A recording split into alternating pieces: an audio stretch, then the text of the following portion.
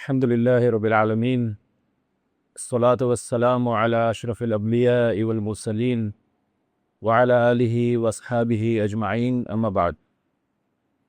اللہ سبحانہ وتعالیٰ آپ سب کو جزائے خیر دے۔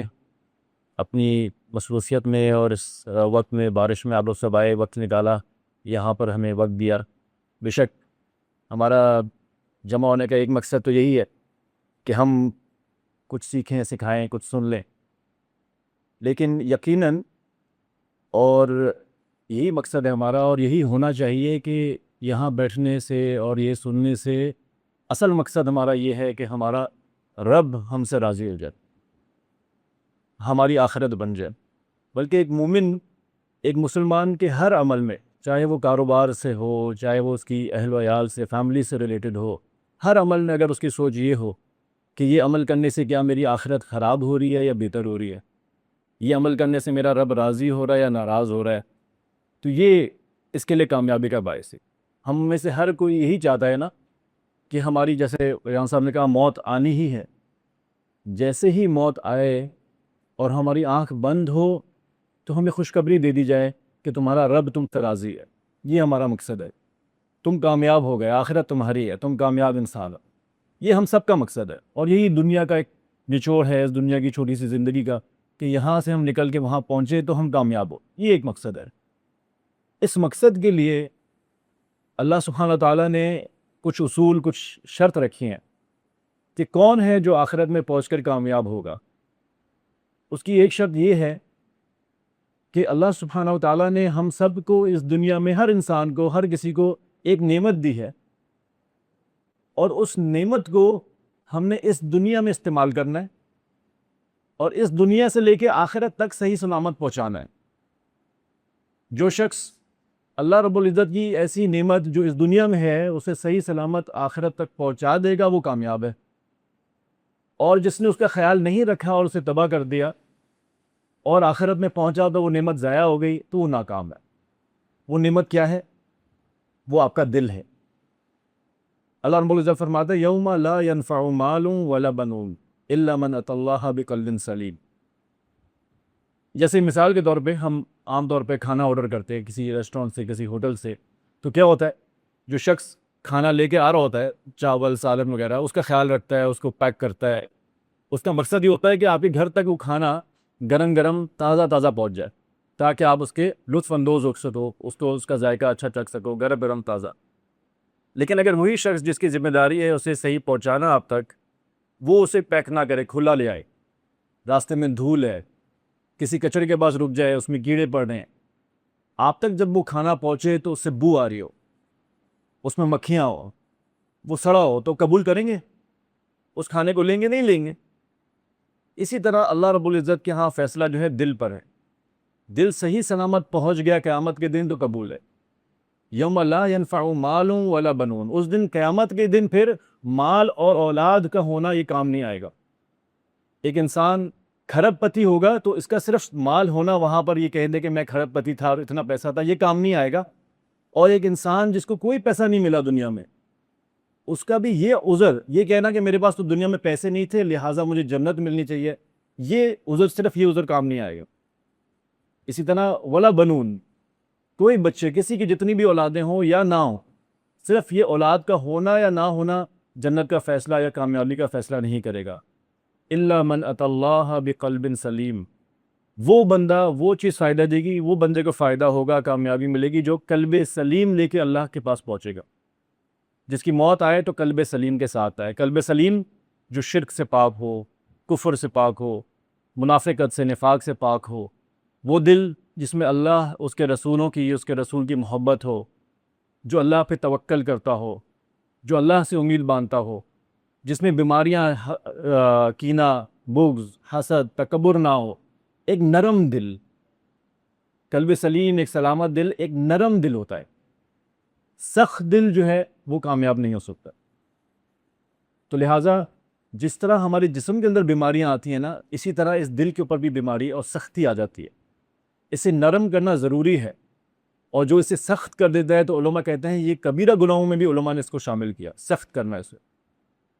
جس طرح ہمارے جسم میں بیماری آتی ہے تو ہم کیا کرتے ہیں؟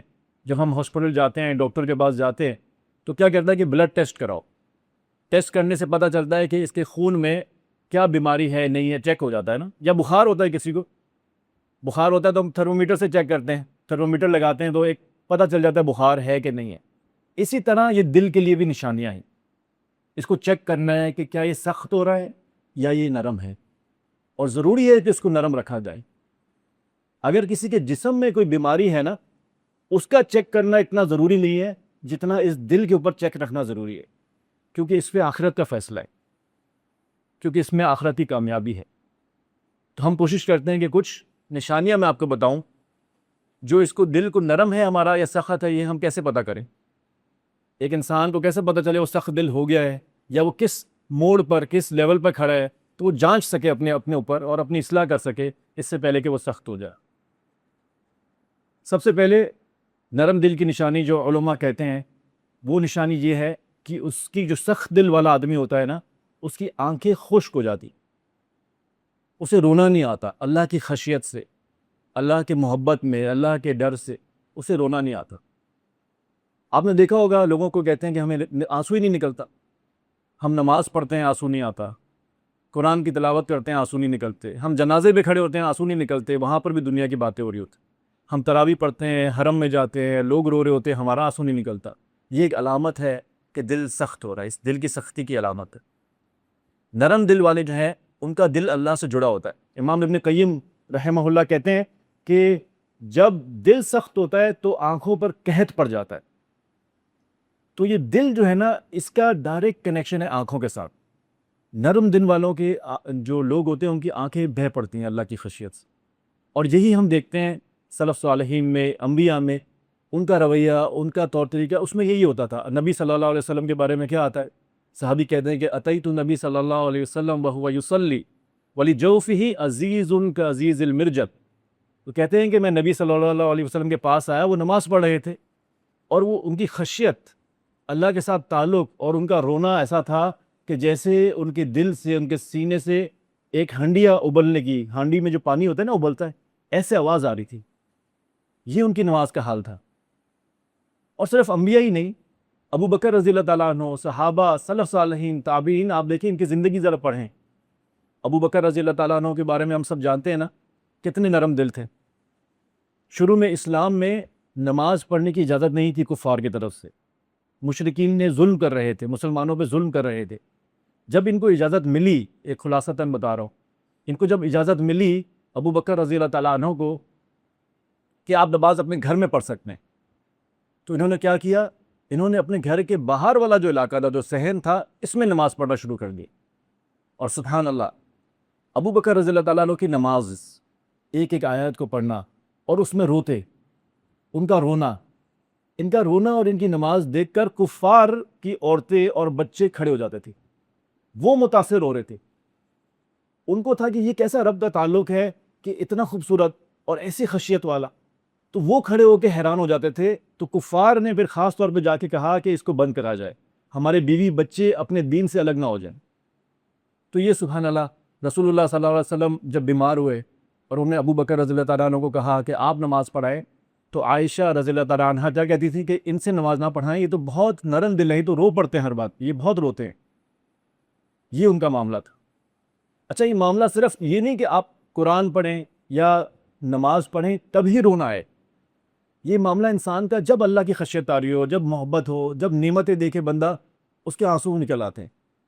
عبداللہ ابن عمر رضی اللہ تعالیٰ عنہ کے بارے میں آتا ہے کہ شرب عبداللہ ابن عمر مرتن ماء باردن فبکا فاشتد بکاؤ. عبداللہ ابن عمر رضی اللہ تعالیٰ عنہ ایک بار ٹھنڈا پانی پی رہے تھے تو رونے شروع ہو گئے، اور ان کی رونے میں اضافہ ہوا، شدت پیدا ہوئی، وہ رو رہے تھے. فقالوا ما یبکیک، ان سے پوچھا گیا کہ تمہیں کیا چیز ڈالا رہے، تم تو پانی پی رہے ہو تو رو کیوں رہے ہو؟ انہوں نے کہا کہ ذکرت الآیہ من کتاب اللہ، مجھے ایک آیت یاد آ گئی اللہ کی کتاب سے، وحیل بینہم وبین ما یشتہون، کہ قیامت کے دن دوزخ کے اندر جو لوگ ہوں گے ان کے اور ان کی شہوات، ان کی خواہش کے بیچ میں پردہ آ جائے گا، رکاوٹ ڈال دی جائے گی، ان کو وہ نہیں ملے گا وہ جو چاہتے ہیں. تو مجھے خیال آیا، کہتے ہیں عبداللہ ابن عمر، کہ مجھے اب سمجھ آئی اور خیال آیا کہ اس دن ان کو سب سے زیادہ جو چیز چاہیے ہوگی وہ ٹھنڈا پانی ہوگا. آج میں وہ آرام سے پی رہا ہوں. وہ دیکھ کے وہ رونا شروع ہو گیا. تو اللہ رب العزت کی آیات کو دیکھ کر، قرآن کو پڑھ کر، نماز کو پڑھ کر آنکھوں میں آنسو آنا، یہ ایک نشانی ہے نرم دل کی. اور نہیں آنا اور آنکھیں خشک ہو جانا، یہ نشانی ہے سخت دل کی. اللہ سبحانہ وتعالیٰ ہم سب کو اپنی محبت میں، اپنی خشیت کے ساتھ آنسو بہانے والا بنائے. اسی طرح ایک نشانی یہ ہے جب دل سخت ہو جاتا ہے تو اللہ سبحانہ وتعالیٰ سے جو عمل جوڑتا ہے، جو عمل اللہ سبحانہ وتعالیٰ سے آپ کو ان کی عبادت میں پکا کرتا ہے، قریب کرتا ہے، وہ آپ کو بوجھ لگنا شروع ہو جاتی ہے. اس میں دل نہیں لگتا. نماز میں دل نہیں لگتا. نماز ایک فارمیلٹی ہو جاتی ہے، ایک بوجھ ہوتا ہے. کوئی نماز پڑھتا ہی نہیں ہے، اور کوئی پڑھتا ہے تو زبردستی پڑھتا ہے. کئی دن گزر جائیں اور آپ قرآن کی تلاوت نہ کرو اور آپ کو افسوس بھی نہ ہو، تو یہ نشانی ہے آپ کے دل سخت ہونے. آقا دعا نہیں مانگی جائے آپ سے، آپ دعا میں آپ کا دل ہی نہ لگے، یہ نشانی ہے سخت دل ہونے. اسی طرح اللہ سبحانہ تعالیٰ کی آیات کی نصیحت کی جائے، آپ کو اللہ رب العزت کے بارے میں یاد دہانی کرائی جائے اور آپ اس کی قدر نہ کریں، آپ اس سے اعراض کر لیں، تو اس سے صرف یہ نہیں کہ دل سخت ہوگا، اس سے اللہ رب العزت کی طرف سے سزا بھی ملے گی. سورہ کہف میں ہم پڑھتے ہیں نا، وَمَنْ أَظْلَمُ مِمَّنْ ذُكِّرَ بِآيَاتِ رَبِّهِ فَأَعْرَضَ عَنْهَا وَنَسِيَ مَا قَدَّمَ بِيَدِهِ. کون ہے اس سے زیادہ ظالم جس کو اپنی اللہ کی آیات سے نصیحت کی جائے اور وہ اعراض کر دے، وہ اس کو کوئی ویلیو نہ دے اور وہ بھول جائے جو اس نے اپنی آخرت کے لیے بھیجا ہے. کیا کریں گے اللہ رب العزت؟ اِنَّا جَعَلْنَا عَلَىٰ قُلُوبِهِمْ أَكِنَّةً أَن يَفْقَهُوهُ. اللہ سبحانہ تعالیٰ اس کے بدلے میں صرف دل سخت نہیں ہوئے گا، اس دل پہ پردہ ڈال دے گے. وَفِي آذَانِهِمْ وَقْرًا، اور اس کے کانوں کو بہرا کر دیں گے. یہ کہ اب اس کو نصیحت کی بھی جائے گی، أَن يَفْقَهُوهُ، وہ نہیں سمجھے گا. تو کتنا بڑا نقصان ہے اور کتنی بڑی عذاب ہے انسان کے اوپر کہ اللہ کی نصیحت کی جائے اور اس کو سمجھ نہ آئے، اللہ رب العزت کے بارے میں بتایا جائے اور اس کو سمجھ نہ آئے. اسی طرح دوسری آیت میں کیا فرمایا؟ فَوَيْلٌ لِّلْقَاسِيَةِ قُلُوبُهُم مِّن ذِكْرِ اللَّهِ. تباہی ہے، ویل ہے ان لوگوں کے لیے جو اللہ کے ذکر سے ان کا دل سخت ہو گیا ہے. اللہ کا ذکر بھی ان کے دلوں پہ اثر نہیں کرتا، ایسے لوگوں کے لیے تباہی ہے. تو اس سے ہمیں ضرور بچنا چاہیے کہ اللہ رب العزت کی جب آیات پڑھ کے بتایا جائے اور نصیحت کی جائے تو فوراً بندہ قبول کرے. اچھا، ہمارے دل کا سخت اور دل کی نرمی کا تعلق صرف انسان اور رب کے درمیان نہیں ہے، بلکہ نرم دل والا انسان جو ہے وہ اللہ کی مخلوق کے ساتھ بھی نرم ہوتا ہے. مخلوق کے ساتھ نرمی بھی ضروری ہے. بلکہ میں آپ کو ایک بڑی پیاری حدیث ہے وہ بتاتا ہوں کہ اہل جنت کے بارے میں رسول اللہ صلی اللہ علیہ وسلم نے کیا فرمایا کہ اہل الجنت ثلاث، 3 لوگوں کی صفت بیان کی جو اہل جنت ہوں گے، جو جنت میں جائیں گے. ان کی 3 صفتوں میں سے ایک صفت کیا ہے؟ رجل رحیم رقیق القلب بکل ذی قربہ و مسلم. جنت میں جانے کے لیے ایک صفت یہ ہے کہ وہ جو انسان جنت میں جائے گا وہ رحیم ہوگا، وہ رحمت کرتا ہوگا مخلوق کے اوپر. رقیق القلب، اور وہ نرم دل ہوگا، بکل ذی قربہ، اپنے قرابت دار، اپنے رشتہ داروں کے ساتھ، وہ مسلمین، اور مسلمانوں کے ساتھ. تو رحم دلی کرنا، لوگوں کا احساس ہونا اور ان کے ساتھ اچھا برتاؤ کرنا، ان کے اوپر رحم کرنا، یہ جنت میں جانے کی صفات میں سے ہے. نرم دل ہونے کا کتنا بڑا فائدہ. رسول اللہ صلی اللہ علیہ وسلم کو اللہ پاک نے قرآن میں کیا کہا؟ فَبِمَا رَحْمَةٍ مِّنَ اللَّهِ لِنْتَ لَهُمْ وَلَوْ كُنْتَ فَظًّا غَلِيظَ الْقَلْبِ لَانفَضُّوا مِنْ حَوْلِكَ. یہ تو اللہ کی رحمت کے باعث ہے کہ اللہ نے آپ کو نرم بنایا. ان کے لیے، کن کے لیے؟ اس امت کے بہترین لوگ، صحابہ کی بات ہو رہی ہے. اللہ رب العزت کے نبی کو کہا کہ آپ کو نرم بنایا ہے اس صحابہ کے لیے. اگر آپ بد زبان، سخت زبان، سخت دل ہوتے تو یہ آپ کے ارد گرد سے بھی چلے جاتے، آپ کو چھوڑ دیتے. صحابہ ہم سے کتنے بہتر ہیں، وہ چھوڑ دیتے تو ہم کہاں ہیں. تو کیا فرمایا؟ وَلَوْ كُنْتَ فَظًّا، سخت زبان ہوتے آپ، سخت دل ہوتے تو یہ چھوڑ دیتی. تو یہ بھی پتہ چلا کہ سخت دل کی ایک نشانی یہ ہے کہ اس کا اثر آپ کی زبان پہ بھی آتا ہے. سخت زبان آدمی جو ہے اس کی دل میں سختی ہوتی ہے. ٹیڑھپن، بری طرح سے کسی کو حقیر سمجھانا، کسی سے اس طرح سے بات کرنا کہ وہ دور ہو جائے. کسی سے رحمت سے نرمی سے بات نہیں کرنا۔ رسول اللہ صلی اللہ علیہ وسلم کے بارے میں تو آپ جانتے ہوں گے نا، اقرا بن حابس رضی اللہ تعالیٰ عنہ کے بارے میں جو حدیث آتی ہے، رسول اللہ صلی اللہ علیہ وسلم ایک مرتبہ حسن بن علی رضی اللہ تعالیٰ عنہما ان کو بوسہ دے رہے تھے، پیار کر رہے تھے، اور یہ صحابی وہاں موجود تھے۔ انہوں نے دیکھا کہ رسول اللہ صلی اللہ علیہ وسلم بچے کو پیار کر رہے ہیں، بوسہ دے رہے ہیں، تو انہوں نے کہا کہ ان لی عشرۃ من الولد، میرے پاس تو 10 بچے ہیں، 10 اولادیں ہیں، ما قبلت منہم احدا منہم، میں نے تو ان میں سے ایک کو بھی کبھی ایسا پیار نہیں کیا، بوسہ نہیں دیا۔ تو رسول اللہ صلی اللہ علیہ وسلم نے کیا فرمایا تھا اس وقت؟ ایک حدیث میں روایت آتی ہے کہ من لا یرحم لا یرحم، جو رحمت نہیں کرتا تو پھر اس پر رحمت ہوتی بھی نہیں ہے۔ جو انسان رحمت کرتا ہے اس کا ایک فائدہ تو یہ ہوتا ہے نا کہ آپ کا معاشرہ اچھا ہوتا ہے، رحمت ہوتی ہے، لوگوں کا دل نرم ہوتا ہے، ایک دوسرے کی مدد ہوتی ہے، یہ الگ ہے۔ اور اس کا ایک فائدہ یہ ہے کہ جو رحمت لوگوں پر کرے گا، نرمی کرے گا، ان کا فائدے میں آئے گا، تو اللہ رب العزت کی طرف سے اس پہ رحم کیا جائے گا۔ سبحان اللہ۔ تو اور کیا چاہیے؟ تو نرم دل اور نرمی کی نشانی یہ ہوتی ہے کہ انسان کا دل نرم ہوتا ہے لوگوں کے لیے، مخلوق کے لیے، صرف انسان بھی نہیں بلکہ جانوروں کے لیے۔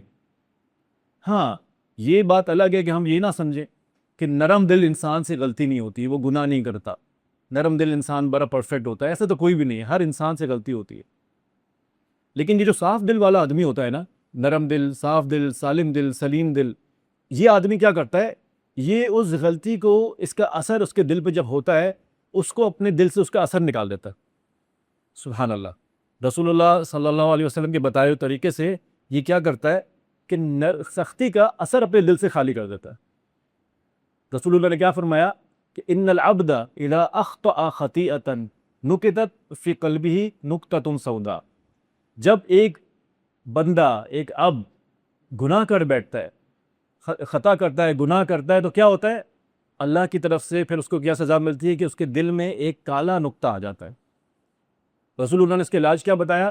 فَإِذَا هُوَ نَزَعَ وَاسْتَغْفَرَ وَتَابَ سُقِلَ قَلْبُهُ، اب جب وہ اس سے ندامت ہوتی ہے اس کو، اور وہ استغفار کرتا ہے، مغفرت مانگتا ہے اللہ سے اور توبہ کرتا ہے، یہ کالا جو نقطہ آیا ہے یہ نکال دیا جاتا ہے اس کے دل سے۔ ہاں، اگر وہ توبہ نہ کرے، اس کو ندامت نہ ہو اور وہ گناہ میں جاری رکھے، تو یہ نقطے بڑھ جاتے ہیں۔ ایک گناہ کرتا ہے کالا نقطہ، دوسرا کرتا ہے پھر کالا ڈاٹ، پھر کالا، پھر کالا، یہاں تک کہ رسول اللہ صلی اللہ علیہ وسلم نے فرمایا کہ اس کے دل کو یہ زنگ آلود ہو جاتا ہے، گناہوں سے بھر جاتا ہے یہ، اور اس زنگ کو کہتے ہیں ران۔ رسول اللہ نے فرمایا وہ ران ہے جو اللہ سبحانہ تعالیٰ نے قرآن میں جس کا ذکر کیا ہے، کلا بل ران علی قلوبہم ما کانوا یکسبون، یہ وہ ران ہے جو انہوں نے اپنی کمائی، اپنی کرتوتوں کی وجہ سے کمائی ہے، اب ان کا دل سخت ہو گیا ہے، اس پہ زنگ آ گیا ہے۔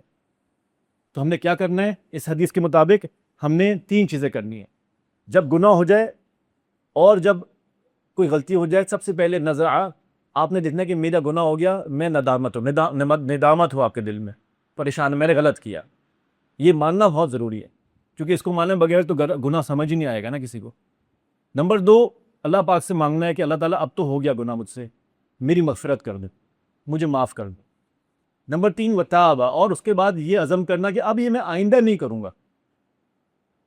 ندامت ہو جو کر لیا، معافی مانگے کہ مجھ سے ہو گیا، اور یہ طے کر لیں گے آئندہ نہیں کرنا، آپ کے دل سے وہ کالک ہٹ جائے گی۔ سبحان اللہ، دل نرم ہو جائے گا، دل کالا نہیں ہوگا، دل پہ زنگ نہیں چڑھے گا۔ انہی الفاظوں کے ساتھ ایک اور حدیث ہے، لیکن اس میں ایک خاص عمل بتایا ہے جس کی وجہ سے دل سخت ہو جاتا ہے۔ ہمارے پیارے نبی صلی اللہ علیہ وسلم نے کیا فرمایا کہ تعرض الفتن علی القلوب کالحریف عودا عودا، فتنے جو ہے نا یہ کہاں پیش کیے جاتے ہیں؟ لوگ فتنوں میں تو آتے ہیں، فتنے روز مرہ کی زندگی میں ہم دیکھتے ہیں، لیکن فتنے پیش دلوں پہ کیے جاتے ہیں۔ ہاں، اثر جو ہے وہ ہم ظاہری طور پہ دیکھ لیتے ہیں، فتنہ آتا ہے تو کبھی کبھار انسان کا لباس بدل جاتا ہے، چہرہ بدل دیتے ہیں لوگ، ان کی حرکتیں بدل جاتی ہیں، ان کا لہجہ بدل جاتا ہے، لیکن اصل میں فتنے پیش دلوں پہ کیے جاتے ہیں۔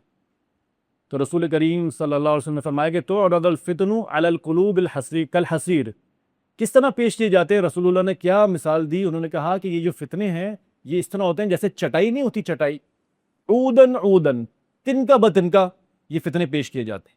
کیا مطلب؟ علماء کہتے ہیں اس کا مطلب یہ ہے کہ فتنے جو آتے ہیں، ایک یہ کہ تنکا، چٹائی پہ تنکا ہوتا ہے، پھر دوسرا تنکا، پھر تیسرا تنکا، تو ایک کے بعد ایک فتنہ، اس کے پیچھے ایک فتنے کے بعد دوسرا، دوسرے کے بعد تیسرا، اس طرح فتنے آتے ہیں جو دلوں پہ اثر کرتے ہیں۔ اور نمبر 2 یہ کہ چٹائی جب تنکا بہ تنکا تنکا لگاتے ہیں تو کتنی بڑی ہو جاتی ہے، تو فتنے بہت زیادہ ہوتے ہیں۔ تو اس طرح سے فتنے پیش کیے جائیں گے۔ پھر رسول اللہ نے دلوں کی مثال دی، فَأَيُّ قَلْبٍ أُشْرِبَهَا نُكِتَ فِيهِ نُكْتَةٌ سَوْدَاء وَأَيُّ قَلْبٍ أَنْكَرَهَا نُكِتَ فِيهِ نُكْتَةٌ بَيْضَاء۔ تو اب جو دل ان فتنوں کو قبول کر لیتا ہے، نرمی برت لیتا ہے ان کے ساتھ، ان کو جذب کر لیتا ہے، ان کے دل میں کالا دھبا لگ جاتا ہے۔ اور جو دل ان کے سامنے کھڑا ہو جاتا ہے فتنے کے سامنے اور اس کو انکار کر دیتا ہے، تو اس کا دل صاف ہو جاتا ہے، اس میں سفید دھبا تو نہیں کہیں گے، سفید نقطہ لگ جاتا ہے۔ دیکھیں فتنے کیسے آتے ہیں، شک اور شبہات کے فتنے ایک کے بعد ایک۔ قادیانیت، پہلے ایک فتنہ آیا، پھر کیا آیا، اب اس کے بعد ایک نبی پہلے جھوٹے دعویٰ کیے، اس کے بعد منکر حدیث آ گئے۔ اب حدیثوں کو نہ مانو، حدیثوں کو تو نہ مانو سمجھ آ رہا تھا، تو اب لوگ آگے کہنے لگے کہ حدیثوں کو مان لو، جو دل کو سمجھ آتی ہے، جو عقل کو سمجھ آتی ہے، ان کو مان لو۔ اس کے بعد کون آنے لگے، اب کیا فتنے آنے لگے کہ اب کیونکہ اتحاد کا زمانہ ہے تو لہٰذا اب یہ کریں کہ جو شرک کر رہا ہے، جو مشرک ہے، جو کفر کر رہا ہے، جو صحابہ کو نعوذ باللہ برا بھلا کہہ رہا ہے، جو امہات المومنین کے بارے میں برا بھلا کہہ رہا ہے، ان سب کے ساتھ بھی ایک ہو جاؤ، ان سب کو بھی ایک۔ فتنے ہیں نا کہ ہم مسلمانوں کو ایک ہونا چاہیے، تو لہٰذا اب ہر کسی کے ساتھ ایک ہو جاؤ، اپنی افکار بھی بھول جاؤ، سود کو حلال کر لو۔ فتنے ہیں، عورتوں کے لیے فتنہ، ینگسٹرز کے لیے فتنہ کیا ہے، نوجوانوں کے لیے میری کیا کہتے ہیں، میرا جسم میری مرضی، میں جیسے چاہوں کروں، تمہارا کیا ہے، میرا تو تعلق اللہ کے ساتھ ہے، میرا جسم میری مرضی، میری زندگی میری مرضی۔ یہ فتنے ہیں، اس کو جو جذب کر لے گا، جو اس میں آرام سے مان لے گا یا اس کا انکار نہیں کرے گا، وہ بھی اس میں پڑ جائے گا، کیونکہ فرمایا کہ فَأَيُّ قَلْبٍ أَنْكَرَهَا، جس نے انکار کیا اور کھڑا ہو گیا ان کے سامنے، وہ اللہ سبحانہ وتعالیٰ اس کو بچا لیں گے، اس کے دل میں سفیدی آ جائے گی۔ اور پھر کیا ہوگا، حَتَّى تَصِيرَ عَلَى قَلْبَيْنِ، یہاں تک کہ رسول اللہ نے فرمایا کہ 2 طرح کے دل بن جائیں گے، ایک وہ لوگ جن کے دل کالے ہو جائیں گے، ایک وہ لوگ جن کے دل سفید ہوں گے۔ کیسے ہوں گے، ابیض مثل الصفا، جو سفید دل والے ہیں ان کا دل ایسا ہو جائے گا جیسے سفید پتھر، یہ ماربل، سفید ماربل دیکھیں، بالکل صاف ستھری ماربل تھی، کوئی گند اوپر سے آئے، کوئی ایسا لکوڈ آئے تو وہ بہہ جائے، سفید ہو جائے گا۔ اور اس کے بارے میں کیا فرمایا، اس کو انعام کیا ملے گا، اللہ رب العزت کی طرف سے انعام کیا ملے گا، لا تضرہ فتنۃ ما دامت السماوات والارض، اس دل کے اوپر اب فتنہ اثر نہیں کرے گا، جب تک آسمان اور زمین رہے گی، اللہ کی طرف سے اس کو کیا ملے گا کہ اس کے اوپر فتنے اثر نہیں کریں گے، اس کو جنت ملے گی۔ اور دوسری طرف کون سا دل ہے، کالا، کالا دل کے بارے میں کیا فرمایا، والآخر اسود مربادا کالکوز المجخیہ، جو کالا دل ہے وہ ایسا ہو جائے گا، ایک تو کالا اور ایسا کہ پانی کے اندر جب آپ مٹی ڈال دیتے نا، مٹی والا دل، پانی کے اندر مٹی ڈال دے تو کچھ نظر نہیں آتا، میلا ہو جاتا ہے، یہ دل میلا ہو جائے گا، یہ فتنوں کو قبول کرتا ہے، ان کے ساتھ آسانی سے برتاؤ کرتا ہے، ان کو آسان لے لیتا ہے، انکار نہیں کرتا، اس کا دل میلا ہو جائے گا، کالا ہو جائے گا۔ کیسے، کالکوز المجخیہ، ایک پیالہ، ایک گلاس کو الٹا کر دیں اور اوپر نل کھول دیں، اوپر سے پانی آئے گا، گلاس کو کوئی فرق پڑے گا، پانی ملے گا، نہیں بھی سکتے۔ اللہ کی رحمت برسے گی، برکت آئے گی، اللہ کی ہدایت آئے گی فتنوں سے بچانے کے لیے، لیکن گلاس الٹا ہوگا دل، تو وہ دل جب الٹا ہوگا تو اس میں کوئی اثر نہیں ہوگا۔ اور پھر اس دل کا اثر، رسول اللہ نے کیا کہا کہ اس دل کا کیا نشانی ہوگی، لا یعرف معروفا ولا ینکر منکرا، یہ نہ ہی معروف اچھی چیز کو جانے گا، پھر نہ ہی بری چیز سے روکے گا، سوائے اس کے کہ اس کی شہوات، فرمایا الا ما اشرب من ہوا، جو اس کی شہوات ہوگی، جو اس کا دل چاہ رہا ہوگا، جیسے اس کو دین سمجھ آ رہا ہوگا وہ اس کے پیچھے پڑے گا، لیکن دل کالا ہو گیا، دل مٹیالا ہو گیا، مٹی والا ہوگا۔ سبحان اللہ، اللہ سبحانہ تعالیٰ سے دعا ہے کہ اللہ تعالیٰ ہمیں ایسے کالے دل سے بچا کے رکھے اور ہمارے دل کو سفید کرے، ایسے دل بنا لے جو اللہ رب العزت کو پسند ہے۔ اللہ رب العزت نے ایک اور نشانی بتائی ہمیں سورہ حدید میں، سورہ حدید میں اللہ رب العزت نے فرمایا الم یأن للذین آمنوا ان تخشع قلوبهم من ذکر اللہ وما نزل من الحق، کیا اب بھی مومنوں کے لیے، مسلمانوں کے لیے، ایمان والوں کے لیے، کیا اب بھی وہ وقت نہیں آیا کہ ان کے دل اللہ کے ذکر سے اور جو اللہ نے نازل کیا ہے قرآن کریم اس سے نرم ہو جائیں، اللہ سے ڈر جائیں۔ اب بھی وہ وقت نہیں آیا۔ وَلَا يَكُونُوا كَالَّذِينَ أُوتُوا الْكِتَابَ مِن قَبْلُ فَطَالَ عَلَيْهِمُ الْأَمَدُ فَقَسَتْ قُلُوبُهُم۔ ایسے نہ ہو جائیں یہ لوگ ان لوگوں کی طرح، اللہ رب العزت نے مثال دی جو ان سے پہلے آئے تھے جنہیں کتاب دی گئی تھی، ان کے ساتھ کیا ہوا؟ ان کے ساتھ فَطَالَ عَلَيْهِمُ الْأَمَدُ، ایک لمبا عرصہ گزرا، ایک مدت گزری تو ان کا دل سخت ہو گیا۔ وَكَثِيرٌ مِّنْهُمْ فَاسِقُونَ، اور اکثر ان میں سے فاسق تو۔ علماء بتاتے ہیں کہ اس آیت سے ہمیں کیا فائدہ ملتا ہے کہ دل سخت ہونے کا ایک وجہ جو ہے، دل کی نرمی جانے کی ایک وجہ یہ ہے کہ پرانے لوگوں کی مثال دی گئی کہ جو پرانے لوگ تھے، پہلے جو لوگ جن پہ پاس انبیاء آئے، رسول آئے، ان کے ساتھ کیا تھا کہ جب نبی موجود ہوتا تھا، ان کو اللہ کی وحی بیان کرتا تھا تو وہ خوش ہوتے تھے، زندہ دل ہوتے تھے، ان کو اچھا ماحول ملا ہوا تھا، نیکی کا ماحول تھا، نبی موجود تھے، وہ ان کے ساتھ رہتے تھے، دل نرم تھا۔ جب نبی فوت ہو جاتا اور عرصہ گزرتا، وقت نکلتا، یہ لوگ دنیا میں مشغول ہو جاتے، وہ ماحول سے دور ہو جاتے، ان کے دل سخت ہو جاتے۔ تو ایک وجہ دل سخت ہونے کی اور نرمی سے ہٹنے کی یہ ہے کہ آپ نیک لوگوں کے اور نبیوں کے ماحول سے دور ہو جائیں۔ اب نبی ہمارے پاس تو موجود نہیں ہے، ہمیں بھی بڑا عرصہ گزر گیا، 1400 سال سے اوپر ہو گئے، نبی صلی اللہ علیہ وسلم ہمارے درمیان موجود نہیں ہے، تو اب کیا کریں؟ نبی کے وارثین ہمارے پاس موجود ہیں۔ ورثۃ الانبیاء کون ہے؟ علماء، علماء ربانی، علماء جو آپ کو کتاب و سنت کا علم دے، ان کے پاؤں میں پڑ جائیں، ان کی خدمت کریں، ان کے ماحول میں رہیں، ان کے ساتھ اٹھیں بیٹھیں، دیکھیں کیسے اٹھتے، کیسے نرم دل ہوتا ہے، ان کے ساتھ رہنے سے دل نرم ہوگا، اللہ کی نصیحتیں سننے سے، اللہ کے بارے میں رسول اللہ کے احکام جاننے سے دل نرم ہوگا۔ بلکہ رسول اللہ صلی اللہ علیہ وسلم نے کیا فرمایا کہ الا انبئکم بخیارکم، انہوں نے فرمایا، نبی صلی اللہ علیہ وسلم نے، کیا میں تمہیں بتاؤں نہیں کہ تم میں سے بہترین لوگ کون ہیں؟ فرمایا ضرور رسول اللہ کے نبی بتائے ہمیں میں سے بہترین کون ہے؟ فرمایا کہ الذین اذا رؤوا ذکر اللہ عز وجل، جب تم ایسے بندے کو دیکھو جو تمہیں دیکھنے پہ اللہ یاد دلا دیں، یہ بہترین لوگوں میں سے۔ تو اپنی صحبت کو اچھا کر لے، اپنے ماحول کو اچھا کر لے، تاکہ ایسا نہ ہو کہ اللہ کے ذکر کے اور امر بالمعروف نہی عن المنکر کرنے والوں سے دوری ہو جائے، پھر بس دنیا ہوگی، پھر پیسہ ہوگا، پھر خواہشات ہوں گی، دل سخت ہو جائے گا۔ اور اس کی ایک تفسیر اس آیت کی علماء نے کیا بتائی کہ طال علیہم الامد، یعنی نعمت دنیا جو ہے، نعمتیں اس پہ کھل جائیں گی، اس کو دنیا کی نعمتوں مل جائیں گی، یہ اللہ کے ذکر سے اور اللہ کی یاد سے، رسول کے احکام سے دور ہو جائے گا۔ اب یہ دنیا میں پڑا ہوگا، پیسہ کمائے گا، دنیا ہوگی، موج مستی ہوگی، اس کا اب مقصد اس کا دنیا کا یہ رہ جائے گا، تو اس کا دل سخت ہو جائے گا۔ اس کو ہر بات میں ہمیں پتہ ہے، اب ہم لوگ کو کتنی چیزیں مشغول کر دیتی ہیں، ہمارا موبائل ہے، ٹی وی ہے، پیسہ ہے، کاروبار ہے، فیملی ہے، ان میں لگنا برا نہیں ہے، لیکن ان میں اتنا لگنا کہ اللہ کو بھول جائے، اور پھر دنیا کو ایک تفریح گاہ بنا لینا کہ دنیا میں اب ہمارے 2 دن کی زندگی ہے، جی لو، 2 دن کی زندگی ہے، عیش کرو، مزے کرو، ہنسو۔ ہمارا اصل مقصد ہے ہنسنا، کہا لگانا، خوش ہونا، زور سے دوستوں کے ساتھ ہمارا مقصد یہ ہے کہ بس ہم ہنستے رہے، دنیا ایک مذاق بن گئی، زندگی ایک مذاق بن گئی۔ اور رسول اللہ صلی اللہ علیہ وسلم نے کیا فرمایا؟ لا تکثروا الضحک، زیادہ کثرت مت کرو ہنسنے کی، فإن کثرت الضحک تمیت القلب، زیادہ ہنسنا جو ہے، کہیں لگانا، زیادہ ہنسنا، یہ دل کو مردہ کر دیتا ہے۔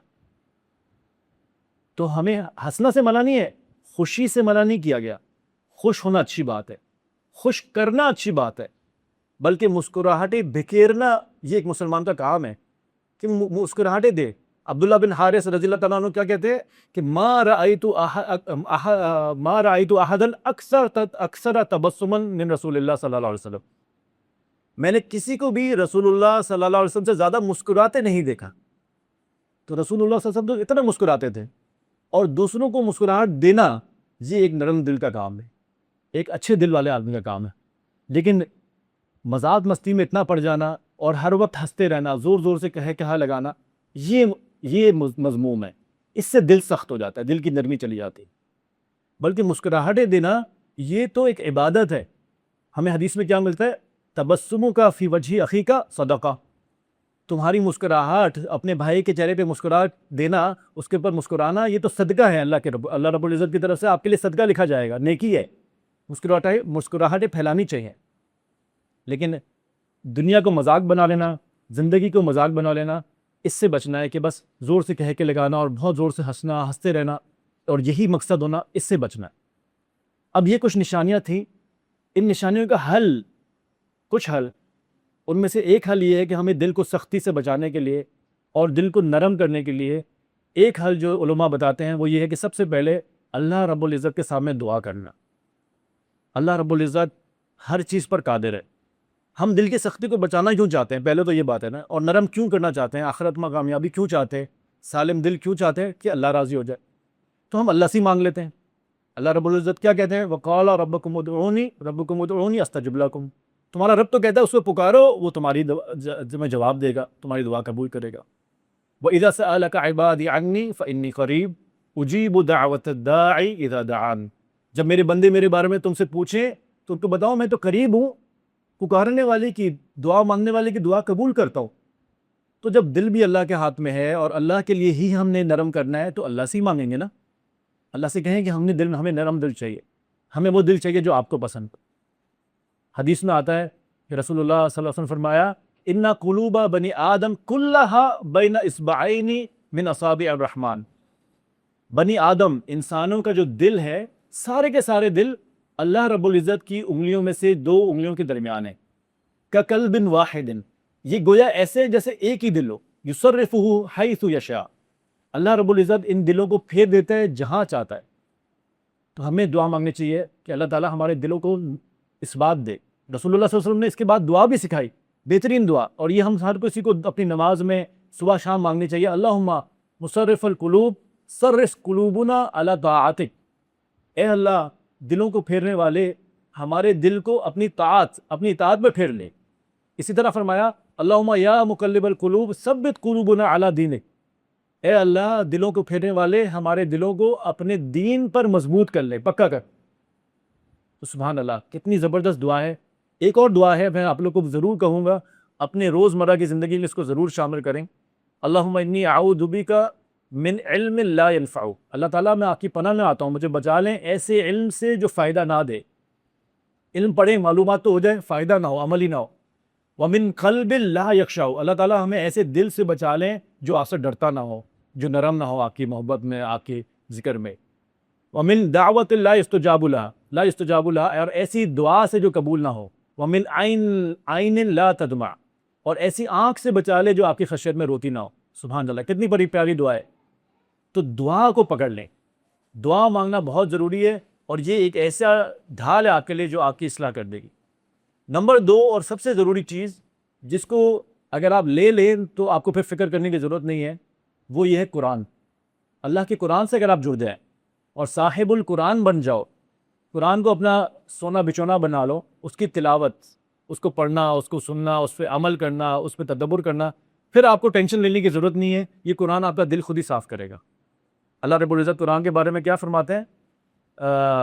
قل ہوا للذین آمنوا ھدی و شفاء، اللہ رب العزت فرماتے ہیں کہ یہ آمنو، جو لوگ ایمان لائے ہیں، قرآن ان کے لیے بہترین زبردست ہدایت ہے اور شفا ہے۔ وَنُنَزِّلُ مِنَ الْقُرْآنِ مَا هُوَ شِفَاءٌ وَرَحْمَةٌ، اور ہم نے نازل کیا ہے قرآن میں سے وہ جو شفا ہے اور اس میں رحمت ہے تمہارے لیے۔ تو قرآن بہترین نسخہ ہے آپ نے دل کو نرم کرنے کے لیے۔ لیکن قرآن کو پڑھنا بھی ہے، اور صرف یہ نہیں کہ صرف پڑھنا ہے، اس پہ تدبر بھی کرنا ہے، اس پہ عمل کی نیت ہونی چاہیے۔ اس کو جب پڑھیں تو شفا کی نیت ہوئے ہماری کہ اللہ تعالیٰ اس سے ہمیں شفا دے، جسمانی بیماریوں سے بھی شفا دے گا، روحانی بیماریوں سے بھی شفا دے گا۔ اور قرآن کو سننا بھی ہے، جب انسان تھک جاتا ہے، کہیں دفتر سے آ رہا ہے، کام سے آ رہا ہے، نہیں پڑھ سکتا تو سن لے، اتنے اچھے اچھے قاری ہمارے پاس موجود ہیں۔ قرآن کو سننا آپ پہ اثر کرے گا۔ رسول اللہ صلی اللہ علیہ وسلم عبداللہ ابن مسعود رضی اللہ تعالیٰ عنہ کو کیا فرماتے ہیں کہ مجھے قرآن سناؤ۔ عبداللہ ابن مسعود رضی اللہ تعالیٰ عنہ کہتے ہیں اقرأ علیک وعلیک انزل، میں آپ کو پڑھ کے سناؤں، آپ پہ تو قرآن نازل ہوا ہے۔ تو رسول اللہ صلی اللہ علیہ وسلم نے کیا فرمایا تھا کہ احب ان اسمعہ من غیری، میں محبت کرتا ہوں، میں چاہتا ہوں، مجھے اچھا لگتا ہے کہ میں دوسرے سے سنوں قرآن۔ تو عبداللہ ابن مسعود رضی اللہ تعالیٰ عنہ رسول اللہ کو تلاوت کر کے سنا رہے تھے، وہ قرآن پڑھ رہے تھے، اور جب وہ اس آیت پہ آئے سورہ نساء کی فَكَيْفَ إِذَا جِئْنَا مِن كُلِّ أُمَّةٍ بِشَهِيدٍ وَجِئْنَا بِكَ عَلَى هَؤُلَاءِ شَهِيدًا، جب یہاں پر پہنچے تو رسول اللہ صلی اللہ علیہ وسلم نے کہا رک جاؤ. عبداللہ ابن مسعود نے جب اوپر دیکھا تو فَإِذَا عَيْنَاهُ تَذْرِفَانِ، تو دیکھا کہ رسول اللہ صلی اللہ علیہ وسلم کی آنکھوں سے آنسو بہہ رہے ہو. تو قرآن اثر کرتا ہے. قرآن آپ کا دل نرم کرے گا، دل کو شفا ملے گی، اور قرآن آپ کو صرف یہی نہیں بلکہ آپ کی زندگی میں برکت آئے گی اس کی وجہ سے. ابو دردہ رضی اللہ تعالیٰ عنہ کہتے تھے کہ لِكُلِّ شَيْءٍ جَلَاء وَجَلَاءُ الْقُرْآنِ وَإِنَّ جَلَاءَ الْقُلُوبِ ذِكْرُ اللَّهِ. ابو دردہ رضی اللہ تعالیٰ عنہ کہتے تھے کہ ہر چیز کو روشن کرنے والی، چمکانے والی کوئی چیز ہوتی ہے، اور دلوں کو روشن کرنے والی اور دلوں کو چمکانے والی جو چیز ہے وہ اللہ کا ذکر، اور بہترین ذکر اللہ کا قرآن ہے. تو اللہ رب العزت کے جو دیے گئے اذکار ہیں، صبح شام کے اذکار ہیں، یہ بھی اللہ رب العزت کی تعریفات ہیں. سبحان اللہ ہے، الحمدللہ ہے، لا الہ الا اللہ، اللہ اکبر ہے، اذکار ہے، اور قرآن مجید ہو. اس کو اگر آپ پکڑ لیں گے تو یہ آپ کے دلوں کو روشن کرے گا، چمکا دے گا. رسول اللہ صلی اللہ علیہ وسلم کے پاس ایک شخص آیا اور اس نے کہا کہ میرا دل سخت ہے، مجھے شکایت کی اس نے کہ میرے دل سخت ہے، مجھے علاج بتائیں. تو رسول اللہ صلی اللہ علیہ وسلم نے کیا فرمایا کہ امسح رأس الیتیم واطعم المسکین. فرمایا کہ یتیم کے سر پہ ہاتھ پھیرو اور مسکین کو کھانا کھلاؤ، تمہارا دل نرم ہو جائے. یتیم اور مسکین، آپ جب یتیم ضروری نہیں ہے مسکین ہو. یتیم وہ جس کے بالغ ہونے سے پہلے اس کے والد اس کی زندگی سے اس کا باپ چلے جائے، اب اس کے پاس ایک سہارا نہیں ہے. جن کو اللہ رب العزت، جن کے والد ہیں اور اللہ تعالیٰ ان کو صحت اور عافیت کے ساتھ رکھیں، ان کو پتہ ہے کہ والد کچھ نہ بھی کرے تو ایک سہارا آپ کے دل میں تو ہوتا ہے نا کہ میرے ساتھ موجود ہے. اور پھر جن کے والد ان کے سہارا ہوتے ہیں ان کی الگ بات. تو اس بچے کے پاس وہ نہیں ہے، تو اس کے سر پہ ہاتھ پھیرنا، اس کے قریب ہونا، اس کو احساس دلانا کہ میں تمہارے ساتھ ہوں، ہم تمہارے ساتھ ہیں. اور خاص طور پہ اگر وہ مسکین ہو، اس کے پاس پیسے نہیں ہیں، تو اس کی کفالت کرنا، اس کے کتنے اجر الگ ہے، اس سے دل نرم ہوگا. مسکینوں کے ساتھ اچھا رویہ کرنا، جو آپ سے کم ہے درجے میں ان کے ساتھ اچھا رویہ کرنا. اطعم المسکین، ان کو کھانا کھلانا، اپنی جیب سے اللہ کے لیے خرچ کرنا، لوگوں کو خوش کرنا اللہ کے لیے، یہ آپ کا دل نرم کرے گا. تو دل نرم کرنے کا ایک طریقہ رسول اللہ نے کیا بتایا کہ یتیموں کے سر پہ ہاتھ پھیرو اور مسکینوں کو کھانا کھلاؤ. ایک اور بات جو ضروری ہے وہ یہ ہے کہ علماء فرماتے ہیں کہ قرآن نے فرمایا ان السمع والبصر والفؤاد کل اولئک کان عنہ مسئولا. فرمایا کہ آپ کے کان اور آپ کی آنکھیں، آپ کا دل، ان سب سے سوال کیا جائے گا، ضرور سوال کیا جائے گا آخرت میں. مسئولہ، یہ رسپانسبل ہوں گے، انہوں نے جو کام کیا دنیا میں ان سے آخرت میں پوچھا جائے گا. ابن تیمیہ رحمہ اللہ کہتے ہیں کہ کان اور آنکھوں کا ذکر ہوا ہے پہلے اور پھر دل کا، کیونکہ کان اور آنکھ ذریعہ ہیں اور دل مقصد ہے. کان سے جو سنو گے، آنکھ سے جو دیکھو گے، وہ دل پہ اثر کرے گا. ابن قیم اور ابن تیمیہ رحمہ اللہ کہتے ہیں کہ زیادہ خطرہ کس چیز میں ہے، غلط چیز کان سے سننا یا آنکھ سے دیکھنا. وہ کہتے ہیں کہ اس آیت سے گویا یہ سمجھ آتی ہے کہ کان سے سننا، ہم اکثر کیا کرتے ہیں، آنکھ سے دیکھنے کو پرائیورٹی دیتے ہیں. آنکھ سے غلط نہ دیکھو، آنکھ سے بد نظری نہ ہو جائے. ہم سوچتے ہیں کہ آنکھ کا گناہ زیادہ ہے، حالانکہ وہ کہتے ہیں کہ ان السمع، کان سے جو ہم گناہ سنتے ہیں وہ زیادہ خطرہ ہے. دونوں خطرے ہیں دونوں غلط، دونوں کا خطرہ ہے، لیکن زیادہ کس کا ہے؟ کان کا. غیبت سننا، برائی سننا، اس میں آرام سے کوئی مسئلہ ہی نہیں، سنتے رہنا. موسیقی سننا، عبداللہ ابن مسعود رضی اللہ تعالیٰ عنہ کہتے ہیں الغناء، اور سلف سے بھی ثابت ہے، الغناء والقرآن لا یجتمعان فی قلب المومن. موسیقی اور قرآن یہ دونوں ایک دن میں جمع نہیں ہو سکتے. قلب مومن میں دو چیزیں نہیں ہو سکتی، یا موسیقی آئے گی تو پھر قرآن نہیں ہوگا، قرآن آئے گا موسیقی نہیں ہوگی. یہ دل کو آپ کو سخت کر دے گا، پتہ بھی نہیں چلے گا موسیقی ایسی چیز ہے. موسیقی کو سننا، اس میں کوئی مسئلہ ہی نہیں ہونا. اور سلف نے یہ بھی کہا، بلکہ غالباً عبداللہ ابن مسعود نے کہا کہ الغناء ینبت، غنا جو ہے، موسیقی جو ہے وہ دل میں کیا بڑھاتی ہے، کیا اگاتی ہے؟ یہ قسوۃ القلب، یعنی یہ دل کو سخت کرتی ہے. جیسے پانی سے زمین میں سبزی اگتی ہے، ہریالہ ہوتا ہے، اس طرح دل میں سختی اگتی ہے، دل میں نفاق آتا ہے. نفاق، ینبت النفاق، منافقت آتی ہے دل میں موسیقی سے. عبداللہ ابن مسعود رضی اللہ تعالیٰ عنہ سے مروی ہے. تو ایسے اپنے کان کو کھلا چھوڑ دینا کہ کچھ بھی سن لو، اللہ کی نافرمانی ہے، اللہ کو جو نہیں پسند، اس سے بچنا ٹھیک ہے، یہ دل پہ اثر کرتا ہے. اور آنکھوں کی حفاظت سے اللہ سبحانہ تعالیٰ دل کو نور دیتا ہے، ہدایت دیتا ہے. علماء کہتے ہیں کہ جو سورہ نور میں آیت ہے، وَقُلِ الْمُؤْمِنِينَ يَغُضُّوا مِنْ أَبْصَارِهِمْ، مومنوں سے جب کہا گیا کہ اپنی نظروں کو نیچے رکھو، وہ مومنات کو کہا گیا، اس کے بعد جو آیت آئی کہ اللہ نور السماوات والارض، تو علماء فرماتے ہیں کہ یہاں پر ایک نشانی، ایک اشارہ یہ ہے اللہ رب العزت کی طرف سے کہ جو اپنی آنکھوں کی حفاظت کرے گا تو اللہ سبحانہ تعالیٰ اس کے دل کو نور سے بھرے گا، اس کے دل میں نور آئے گا، پھر وہ اللہ تعالیٰ کی باتیں سمجھے گا، پھر اس کو سمجھ آئے گی، اور اللہ کو کیا پسند ہے کیا نہیں پسند اس کو بہتر سمجھ آئے گی۔ اور ایک آخری بات جو دل کو نرم کرنے کے لحاظ سے ہے، وہ ہے قبرستان جانا۔ رسول اللہ صلی اللہ علیہ وسلم نے فرمایا کہ کنت نہیتکم عن زیارت القبور، میں تمہیں منع کرتا تھا کہ قبرستان نہ جایا کرو، الا فزوروہ، اب میں تمہیں اجازت دیتا ہوں کہ جاؤ قبرستان جایا کرو، وہاں دیکھو کیا حالات ہیں۔ کیوں؟ فإنہا ترق القلب، یہ جانا تمہارا، وہاں پر جاؤ گے تو یہ جانا تمہارا قبرستان میں دیکھنا ہمارے ساتھ جو موجود تھے نہیں موجود، وہ جو زندگی میں کہتے تھے پیسہ ہے اور جو موجیں ہیں مستی ہے اور جو تفریح ہے، وہ سب ختم، وہ کہاں گئے؟ وہ پیسے والے کہاں گئے؟ تو جب وہاں جاؤ گے تو احساس ہوگا، دل نرم ہوگا، وَتُدْمِرُ الْعَيْنِ، اور یہ آنکھوں سے آنسو بہانے کا کام دے گا، وَتُذَكِّرُ الْآخِرَةَ، اور یہ تمہیں آخرت یاد دلائے گی کہ ہمارا ٹھکانہ اب آخرت ہی ہے، یہ دنیا ہمارا ٹھکانہ ہی نہیں ہے، تو وہاں جایا کرو۔ تو قبرستان جانا، آخرت کو یاد کرنا دل کو نرم کر دیتا ہے۔